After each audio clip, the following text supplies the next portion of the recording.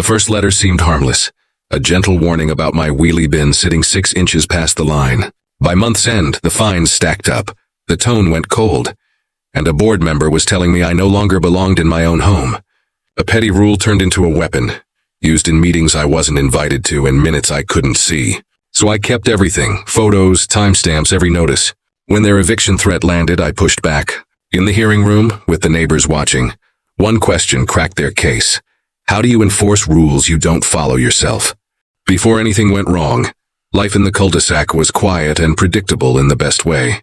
Mornings began with the steady hiss of sprinklers and the soft thud of newspapers on driveways. Children cycled in slow loops, dogs tugged politely at leads, and porch lights clicked off in a neat wave as the sun lifted over matching roofs. It was the kind of place that sold a promise. Tidy lawns, calm evenings, and neighbors who waved on cue. The HOA brochure called it a community of standards. At first, that sounded like safety.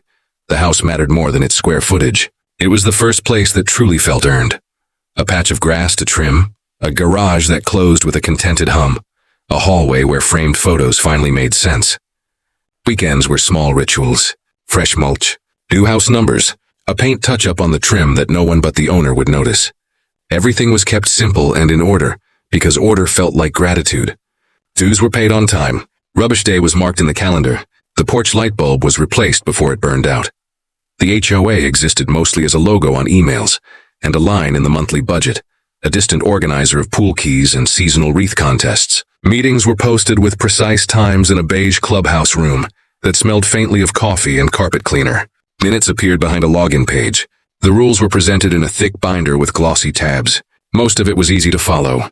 No dead lawns, no broken fences, no boats in driveways for longer than a weekend.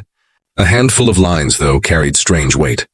Words like harmonious, incongruous, and, as determined by the board, floated through paragraphs like traps with polite lids. There were early glimmers of how things really worked. A neighbor's oversized truck sat half a tire over the footpath for weeks without comment, while another received a notice about a faded garden flag. A holiday display earned applause on the community page, then quietly disappeared after a courtesy reminder. People smiled, but conversations moved quickly, and eyes sometimes slid to the nearest camera. On Saturday mornings, a familiar figure made slow passes along the curb with a clipboard and a reflective sash, pausing to bend, measure, and photograph. The name at the bottom of most emails matched the person on the curb. She chaired the architectural committee and sat on the board. Her tone was always correct. Her presence was constant. Normal life continued because that is what people do when systems hum in the background. Work calls were taken in a tidy home office with a view of neatly clipped hedges.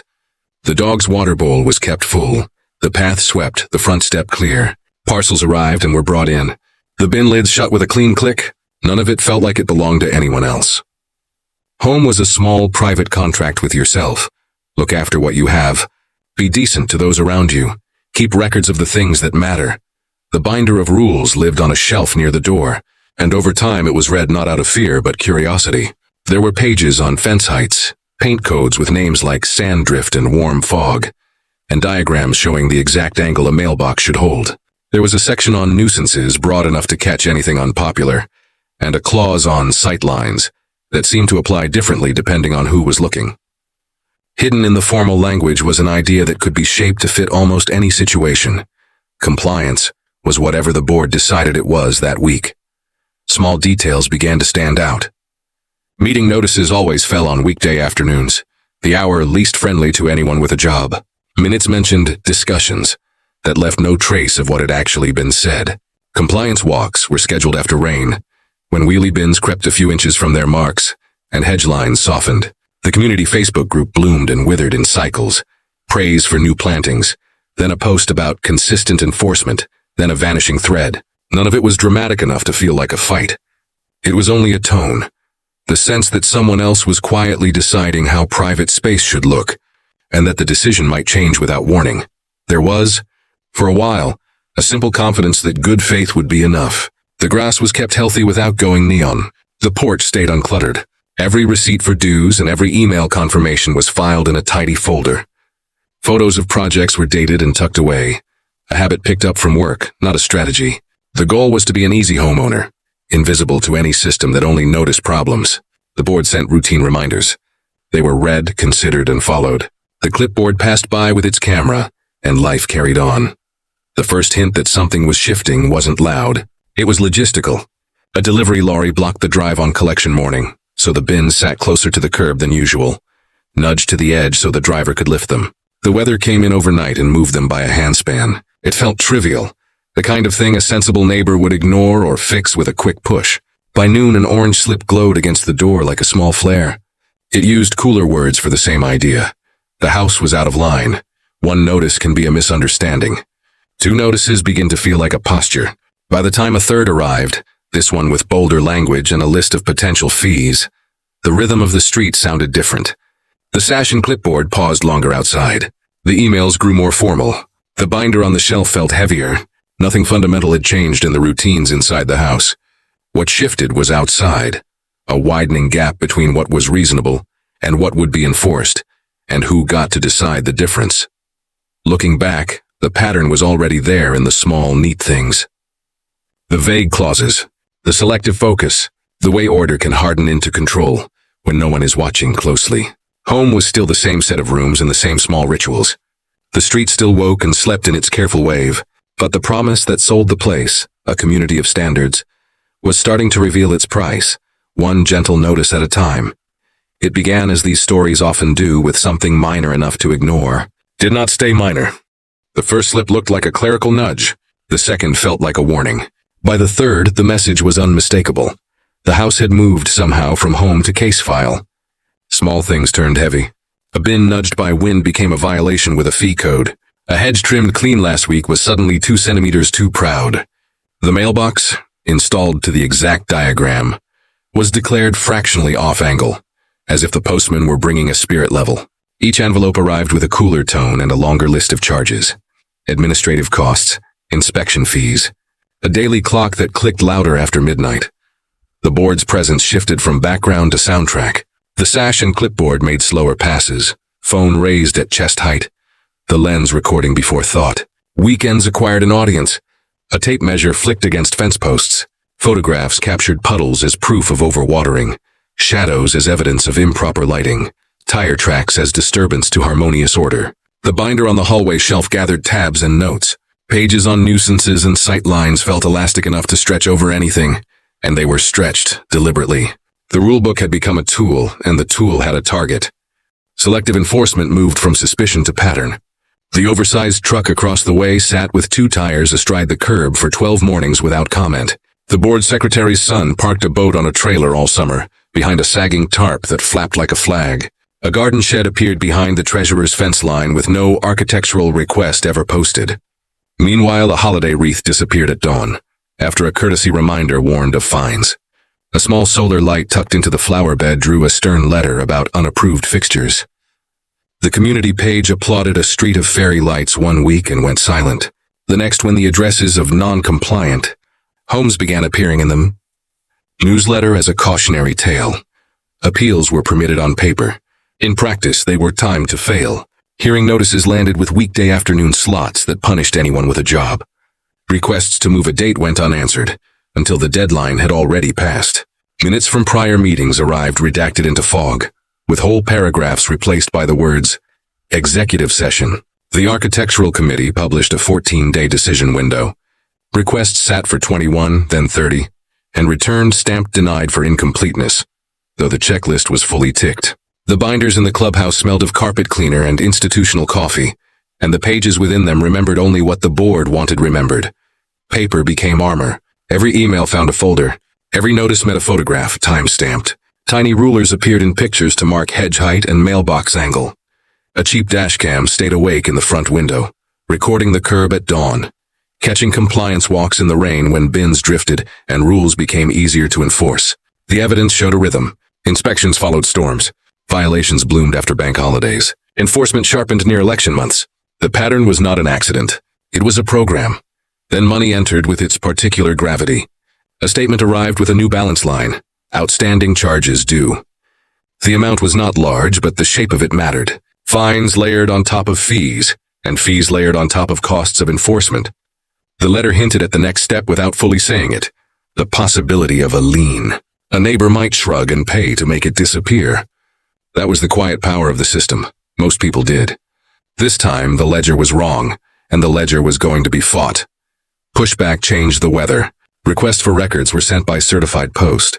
Budgets, invoices, votes, emails that mentioned policy changes. Weeks passed. The reply came with a bill for research time, and a thumb drive of documents so heavily edited that headings ran into blank pages. Yet a crack opened. Amid the redactions, an email thread slipped through by mistake. It coordinated a Saturday spot check focused on 3 addresses, including this one. The criteria were elastic phrases like harmonious appearance and sightline interference. There was no mention of the oversized truck or the boat. The next maneuver tried to reframe the homeowner as the problem. A notice arrived accusing harassment of board members by email, citing a frequency of contact that did not match the sent folder. A photograph of a child's bicycle temporarily parked by the porch was labeled a safety hazard. A friendly gardener was turned away at the gate for lack of a vendor permit that had never been required before. The landscaping contract renewed at a higher price with a company that happened to be owned by a relative of a board member, a detail discovered in a state registry rather than the minutes. When the budget meeting rolled around, quorum was announced, votes were tallied, and questions were routed to the next agenda, which never seemed to arrive. Stress settled like dust. Nights shortened. The house that once hummed with small rituals grew quieter and more deliberate. Receipts sat under paperweights. Photographs were backed up to a drive and then to another. A spreadsheet tracked every date, time, temperature, and rainfall on inspection days. Pages in the binder wore fingerprints at the corners of sections on due process and appeal rights. The dog learned a shorter route to avoid the camera that watched the side gate. None of it felt like living. All of it felt like defense. A crack in the facade widened into something useful. The dashcam caught a scene at 5:42 a.m. Rain steady, wind angling across the street. The sash and clipboard paused by the bin, looked around, nudged it an inch with a toe, and took a photograph. 2 hours later, a notice arrived citing that inch. It was not the only moment like this, but it was the clearest. The file of evidence acquired a new folder named with the timestamp. Every second within it was labeled. The image of the nudge sat at the center like a seed. The board sensed resistance and grew bolder. A security camera mounted under the eave, pointed only at the owner's driveway, was flagged as a privacy concern requiring removal. Across the way, a board member's camera faced directly into a neighbor's garden. No notice was sent. The exact paint shade on the trim, matched to the published code, was rejected as a tone too cool for harmony. A directive arrived to repaint with approved colors named on a list. The list included the same code that had just been rejected. An apology never came. A fresh fine did. The newsletter tried a different tactic. Public shame disguised as community update. A section titled Compliance Progress listed addresses by lot number, with outstanding issues. The list was short and selective. The truck and the boat still enjoyed their quiet exemptions. Neighbors who once waved began to speed up their greetings. Some sent silent thumbs-ups in private messages that vanished overnight. Solidarity existed, but only in whispers. Pressure multiplied in legal shapes. A thicker envelope arrived from the association's council, with letterhead and italics, recited covenant numbers like incantations, added penalties, and set a deadline. It aimed to reroute the argument into fear. It did not answer the central problem. Rules applied as opinion, procedures ignored when inconvenient, power used as preference. The deadline was accepted as a calendar entry, not a surrender. Preparation became its own kind of calm. A timeline was printed across a wall. Dates, notices, photographs, rainfall, wind speed, sunrise. A map of the street was annotated with rule breaches observed elsewhere on the same days, each backed by photographs. Meeting minutes were cross-referenced with social media posts and vendor records. A spreadsheet tracked the architectural request timeline against the committee's published standard. The gap between promise and practice was measured in days, not feelings. Where words grew slippery, numbers held. Then the letter with the word that changes posture. Intent to lean. The amount attached to it would not break anyone with savings, and that was part of its calculation. It was small enough to encourage capitulation, large enough to sting. The fine print hinted that unpaid charges could escalate into real risk. Home becomes paperwork. Paperwork becomes leverage. This is how ordinary people are pushed into decisions that don't feel like choices. A complaint went out to the county office that oversaw common interest communities, citing the board's failure to follow its own procedures and state requirements for notice and access to records. The response was slow, careful, and bureaucratic. It acknowledged receipt and outlined timelines. It did not promise relief. The strategy shifted. The real hearing wasn't with a desk in a municipal building. It would be in a room where process mattered more than posture. The date arrived for the internal hearing, a prelude to court if needed. The clubhouse room wore its usual beige, its polite carpet, its stack of laminated agendas. 3 board members sat on one side with a folder already open to a page of fines. The chair of the architectural committee arranged papers as if choreography could make procedure. The homeowner placed a thin binder on the table and kept a hand on it, as if weighing it down in a breeze. The feeling in the room was rehearsal. The outcome felt pre-written. That too became an entry in the timeline. Evidence was presented without flourish. The Dashcam sequence, the mismatch between published timelines and actual delays, the vendor ownership link, the map of unenforced breaches across the street, the selective newsletter shame. Each item rested on a date and a document. The board took notes. They then stepped into executive session. The door closed for a very long time. When it opened, a new total was announced with a nod to administrative burdens. The binder stayed shut. There was no argument to have with people who had already decided. The next step required a different room. Preparing for it changed the atmosphere in the house again, this time away from vigilance and towards resolve. Witness statements from neighbors willing to be named. A letter from a former board member who had resigned over selective enforcement. A declaration from the gardener about the sudden permit requirement. The county's acknowledgement of the records complaint. The rules themselves highlighted, showing the process that was supposed to guard against exactly this sort of petty overreach. The Dashcam clip printed as stills for the days when technology would not play nice. Meanwhile, the board continued its drumbeat. A final notice arrived 3 days before the court date. Time to unsettle. It expanded the terminology. Habitual non-compliance, community risk, costs to maintain standards, referenced harmony and safety and property values, as if aesthetics could justify anything. It read like a sermon delivered to a congregation of one. It did not mention the board member's shed, the boat, the truck, the camera facing into the neighbor's garden. The omission spoke louder than the lines, sleep thinned. The front room, once a place for morning light and evening calm, became a staging area with neatly stacked exhibits. The dog learned to curl up under the desk during late-night sorting. In quieter moments, the house whispered a reminder. This fight was not just about a hedge and a bin. It was about private space inside a public system, and how easily that system can be bent by familiarity, pettiness, and the comfort of being the one who measures. On the last evening before the hearing, one final drive through the neighborhood captured 18 small breaches of the same clauses that had triggered fines here. A car over a footpath, fairy lights left past the approved date, a camera angled wider than recommended, mailboxes leaning exactly as much as the one that sparked letters, each photographed, each time-stamped, each documented without malice. The file-labeled pattern became a quiet book of truth. Morning came with clear skies and a calendar that stopped pretending. The homeowner dressed without ceremony, gathered the binder, checked the flash drive twice, and locked the door with a steady hand. The clubhouse and its beige would not decide this time. A new room would. The board had brought one kind of power. Process would bring another. The threshold between them felt thin as paper and sharp as a page edge. At the courthouse, the hallway smelled of polish and coffee, not carpet cleaner. Strangers sat with their own small storms in their laps. The association's counsel stood with the familiar folder. The board chair avoided eye contact. Names were called, seats were taken, and the soft scrape of chairs on floor sounded like a curtain lifting. The binder opened to the page that mattered most, the one marked not with anger but with a single, quiet certainty, because tucked among hundreds of pages and dozens of photographs lay a sequence no one had expected to see on a screen that day, the moment a rule enforcer created the very violation they fined. And that was only the beginning of what the room was about to learn. Courtrooms level people. The hallway chatter faded behind a heavy door, and the room replaced neighborhood gossip with procedure, a colder kind of air. At one desk sat the association's counsel, with a neat stack of exhibits, and the confident posture of someone who wins by default. Behind them, the board chair and the architectural committee lead studied papers as if ink could shield them.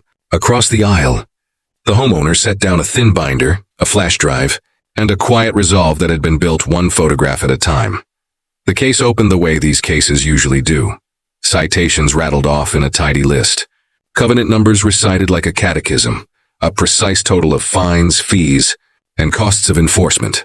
Words that once arrived in white envelopes now echoed in a room where they could be weighed. Harmony, sight lines, nuisance, habitual non-compliance, property values, The argument, polished by repetition, said the rules were neutral, and the homeowner was not. It drew a straight line from a wheelie bin to a lien. Then the counterstory began, not with flourish but with sequence. Dates, times, weather. The published decision window for architectural requests compared against actual delays. The board's own newsletter laying out standards next to images of board members ignoring them. Vendor records tying a landscaping contract to a family name in the minutes. Meeting notices timed for weekday afternoons. The spreadsheet, methodical and relentless, filled the air with patterns that felt heavier than accusation because they were measurable. Screens came alive. The first video showed a compliance walk on a dry morning. Phones up, lenses scanning neat hedges for fault, a tape measure snapping against wood. The second, a montage of the street on the same day fines were issued, capturing the oversized truck straddling the curb. A neighbor's camera angled past the recommended line, the treasurer's shed. The room watched selective enforcement unspool in polite silence. Then came the moment everything hinged on. The dashcam footage started in a gray rain at 5:42 a.m. The lens faced the drive and the curb. The sash and clipboard entered the frame, paused, and as if obeying muscle memory, nudged the bin a fraction with a toe. The camera kept its calm witness while a phone lifted and captured the newly created violation. The clip ended with a small retreat and a careful note-taking stance. The room felt smaller. Even the fluorescent light seemed to hesitate. After that, the association's story could only flatten. Attempts to reframe intent dissolved against pixels and timestamps. The narrative of a difficult homeowner faltered when the timeline showed unanswered emails, missed deadlines, and redacted records. The claim that procedures had been followed met the board's own published policies, highlighted in the binder, with arrows pointing to the steps skipped. The words impartial and consistent did not survive contact with the map of 18 unaddressed breaches across the same fortnight. Tension shifted. It moved from the homeowner's shoulders to the board table as if under a visible hand. The association's counsel leafed through papers with new care. The chair of the architectural committee sat still and stared at the grain of the desk. People in the gallery straightened. There was no triumph in the homeowner's posture, only a steadiness that had been earned by long nights at a kitchen table. The pivotal turn was not loud. It took the shape of process reasserting itself. The court weighed notice, timing, and the duty to act even-handedly under the covenants. The dashcam clip became not just a bad optic, but a legal fracture.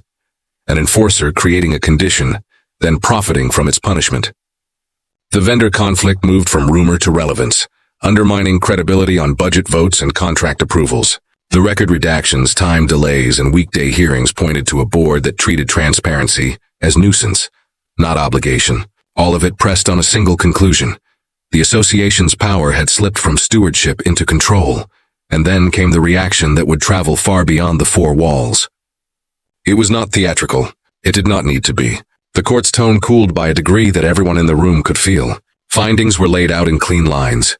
Improper application of published procedures, evidence of selective enforcement, defective notice, and conduct by an enforcer that tainted the violation record. The total due, repeated so often it had become a drumbeat, evaporated under the weight of those findings. So did the threat attached to it. The lien letter that had hung like a storm cloud was reduced to paper with ink and no teeth. What followed cut deeper than money. The court ordered the association to produce unredacted records within a defined window, and at a reasonable cost.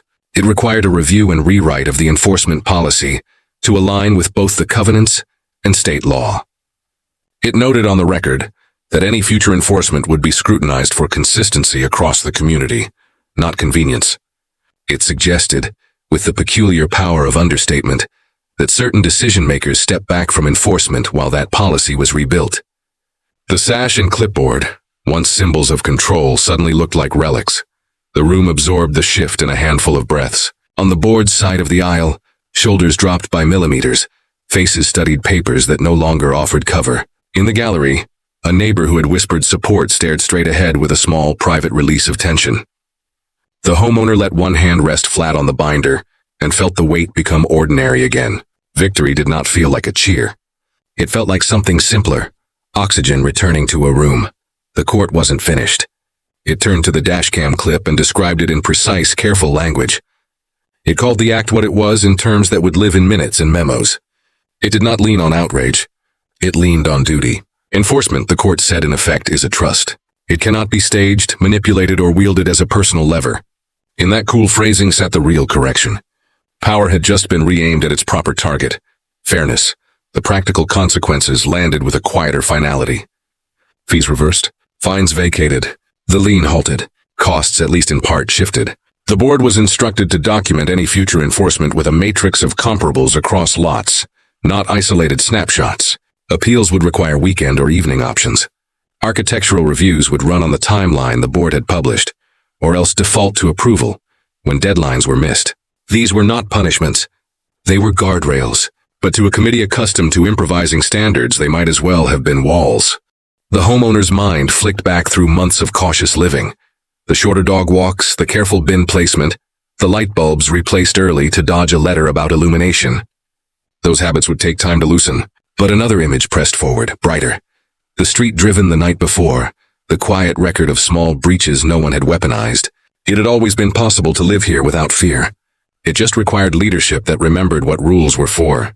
Even as relief gathered, the moment refused to become simple. The board chair stood at the edge of the court's analysis as the face of a culture, not just a person. This was never only about a bin and a hedge. It was about familiar people empowered by a system that didn't demand they be better than their preferences. That system had just been checked in public. Shame wasn't the point. Correction was. The difference mattered. The case closed without spectacle. Papers were stamped. Dates were set for compliance with the court's orders. The association's counsel gathered their tidy stack, now less certain. The board members filed out as if the carpet were softer than before. In the corridor, the building's ordinary sounds returned. A lift bell, distant shoes, a murmur of other lives carrying their own storms. The homeowner stepped into that noise with the binder under one arm, and a feeling that could finally be called calm. Outside, the light had shifted. The day looked the same to anyone passing by, but something underneath it had moved. The cul-de-sac would still bloom with sprinklers at dawn. Dogs would still tug at leads, and porch lights would still click off in a courteous wave. Yet everyone who heard about this morning would see the street differently. They would know the rules could be followed without weaponizing them, and that a camera pointed at a driveway could capture a truth big enough to bend a system back into shape. Back home, the front door closed with its usual contented hum. The dog circled and settled. The dashcam, for the first time in months, could be switched off without anxiety. On the kitchen table, the binder was placed in the center, and the flash drive tucked into a small dish. The house breathed. The calendar reminder to pay dues chimed. A mundane sound without threat. A new reminder was added beside it.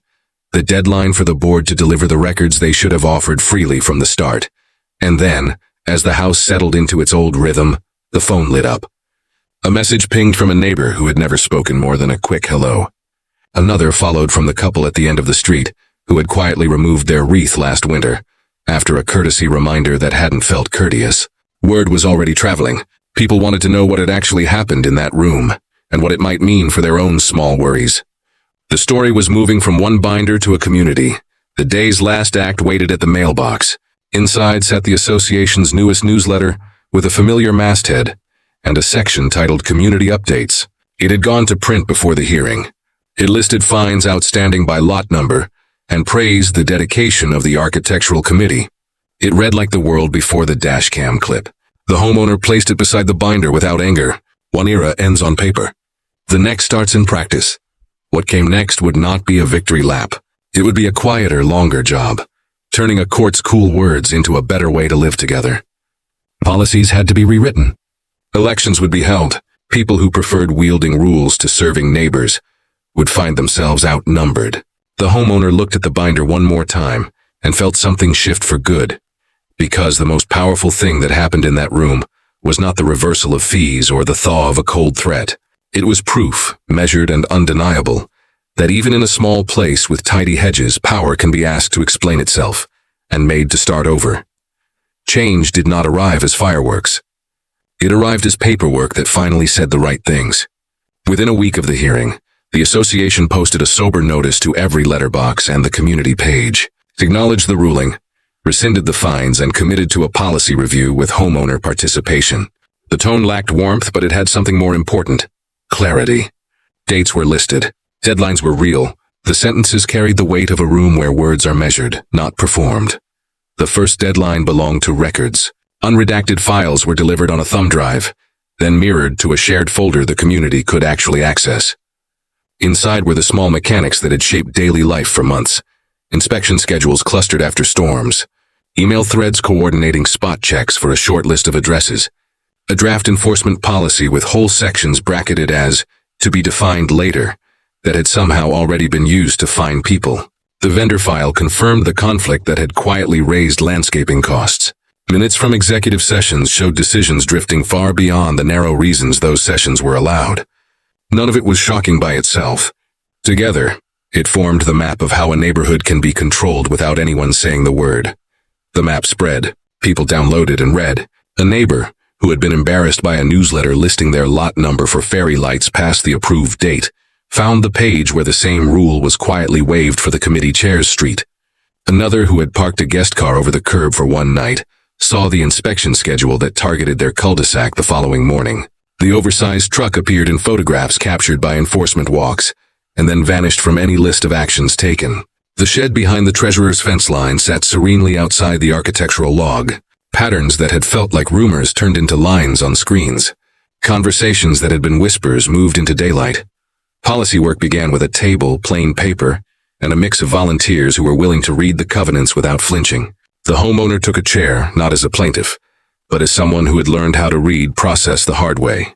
The committee brought examples from other communities that had rebuilt after similar fractures. They sketched an enforcement matrix that required side-by-side comparables before any notice could be issued. They wrote a rule that if an architectural decision exceeded the published timeline, the request would be deemed approved. No more drifting denials created by silence. They set hearing options for evenings and weekends, so jobs and school runs would not be punished. They capped record request fees and made the first hour of research time free. They wrote conflict of interest rules with signatures, not winks. They required that anyone conducting a compliance walk log time, route, and weather, and that photographs include a wide frame for context, a close frame for detail, and an automatic timestamp. They barred any board member whose property fell outside compliance from voting on enforcement until their own issues were resolved. Not as a humiliation, but as a simple guardrail. The draft moved to the community. Comments came in measured tones rather than rants, the product of people who had been taught to fear rules and were discovering they could shape them. Edits tightened language where words like harmonious and incongruous had once floated loose. A line once used as elastic, as determined by the board, survived only where it was anchored to a process check, not preference. A new preface set the culture. Standards exist to protect, not punish. Enforcement must be even-handed. Procedure is the promise, not a loophole. Elections followed. They were quiet, unglamorous, and decisive. The chair stepped down before the vote. The sash and clipboard retired to a cupboard. 2 new board members arrived with ordinary profiles. A teacher, a retired facilities manager, neither of them hungry for a spotlight. The architectural committee gained a gardener and a civil engineer, who turned out to be allergic to vague lines. The treasurer, who had overseen the vendor contract, recused themselves from any related decisions until a rebid could be completed and documented. A small story circulated about the vote count. More people turned up than ever before, not because they dreamed of HOA politics, but because they had seen what happens when no one looks. The vendor process was repeated in public. Quotes were gathered and read aloud in a meeting that ran long for good reasons. The company with family ties submitted a bid. It wasn't the cheapest, and for the first time in a while that mattered. The contract went to a team that offered better terms, and a clause that tied bonuses to actual service standards, not friendly relationships. The savings were not spectacular, but they were honest. They funded 2 things: a small reserve for emergency repairs, and a grant that paid for a bench beside the playground. The kind of visible improvement that reminds people what pooled money is supposed to do. Culture shifted in increments. The newsletter lost its list of lot numbers and added a clear explanation of any policy change tested in the wild. The community page started featuring simple checklists ahead of seasonal inspections. Dates, what would be looked at, how to ask questions before notices went out. The oversized truck found its proper place without anyone being singled out. The boat moved to storage at the end of summer like everyone else's. The shed got a retroactive application, a fee, and a paint code that matched the published list. None of this required public shaming. It took 3 things that had been missing: consistency, clarity, and the courage to say no rules for mates. Inside the house that had carried the weight of being a case file, the rituals returned without the nervous edges. The dog reclaimed long walks that drifted beyond the camera's old radius. The dashcam was unplugged and put in a drawer where tool batteries live. The binder, once a shield, was shelved with a small tab that read closed. A new folder sat beside it labeled How to Help, filled with clean one-page guides the homeowner had written for anyone who might face the same slow squeeze. How to request records, how to document a notice, how to prepare a timeline without turning your life into a spreadsheet. The documents were not weapons. They were antidotes. Neighbors who had kept their distance found reasons to pause at the curb. They spoke in practical sentences. How long to keep wreaths up, what angle satisfied the mailbox diagram, whether anyone had a recommendation for a painter who wouldn't push the trim too cool. The conversations were light on outrage and heavy on solutions. A WhatsApp group formed that did more than share lost cat photos. It reminded people of meeting dates, gathered questions so they could be asked once rather than 40 times, and paired new residents with someone willing to walk them through the binder so the rules were learned as a map. Not a minefield. The association, pricked by embarrassment and guided by orders, reported back to the court on schedule. Records were delivered cleanly. Hearing slots appeared after work hours. The enforcement matrix was used and, importantly, sometimes found nothing worth noticing. The county office, curious about how quickly the neighborhood had rebounded, asked to use parts of the policy as a training example.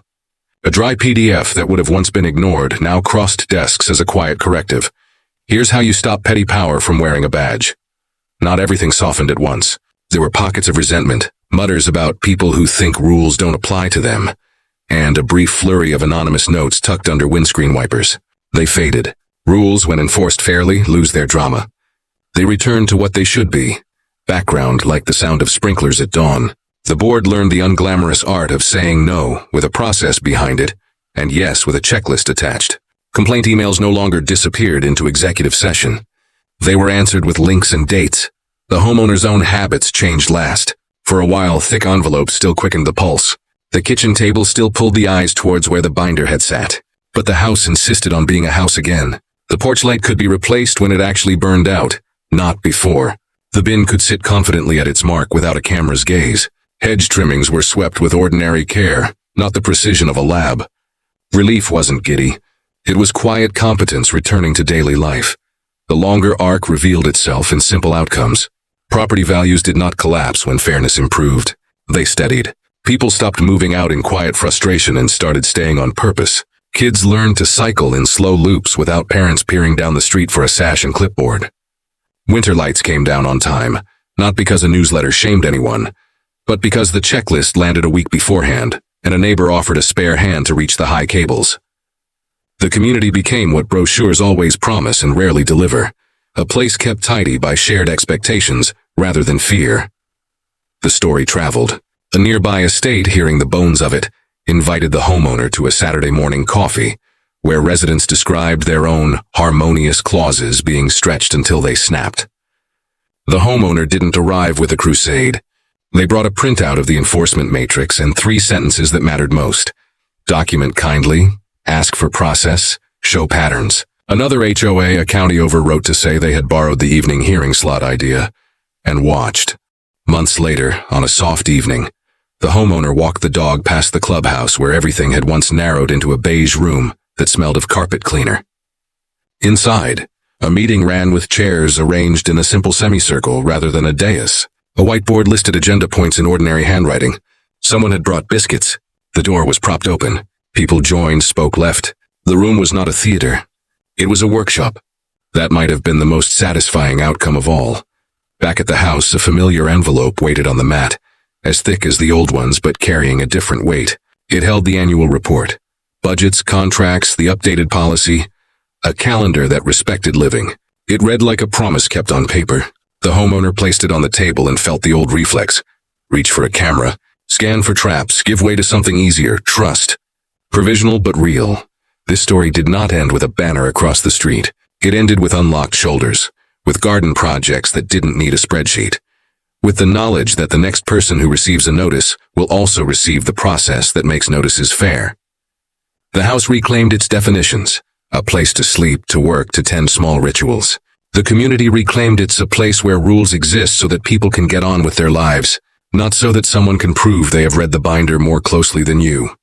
If there is a takeaway, worth more than any single correction, it is this. Keep your own map of the truth and share it kindly.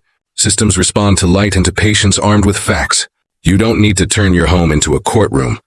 You only need to insist that the courtroom's discipline applies to anyone who wants to rule your street. The work is small and steady. Attend, ask, document, vote. And it is exactly the work that keeps small places humane. So ask yourself, wherever you live, if one rule in your community could be rewritten to protect fairness over preference, which rule would you choose? And what would it look like when everyone, on every side of the street, followed it?